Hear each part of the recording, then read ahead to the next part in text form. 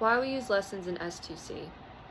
We use lessons in order to build the structure it takes to work and practice on purposeful motor skills by prompting to spell to communicate with age-appropriate content. We have different types of questions we need to ask based on a student's levels of their motor skills and stamina. And by working through lessons, it helps build the motor skills. An important thing to know about S2C lessons is that they're never about testing or quizzing someone, or even comprehension. It's about feeding the brain.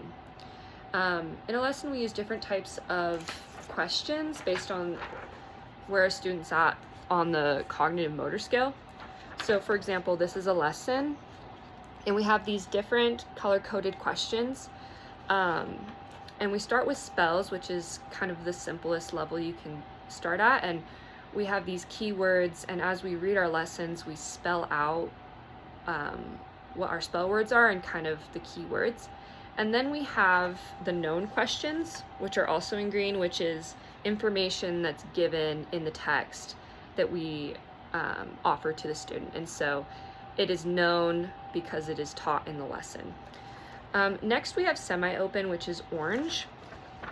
And that's giving like, it's more open.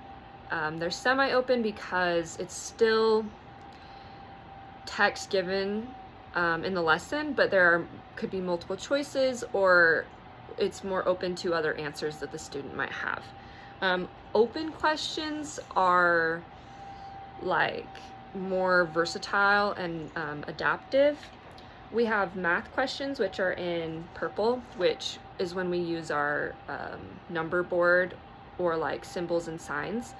And then we have prior knowns.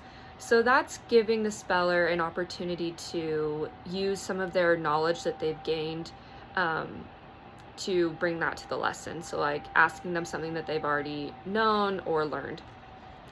And then we have the VACT, which is visual, auditory, kinesthetic, and tactile.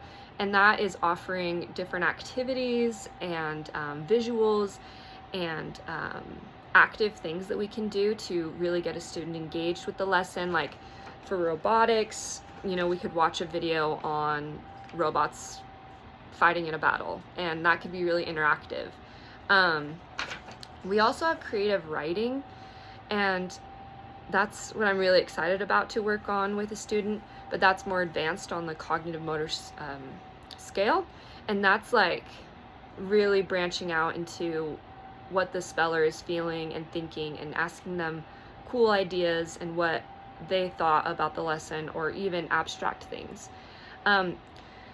So yeah, lessons are a great tool to practice motor skills and purposeful motor, as well as feeding the brain information based on their age and moving forward on the boards.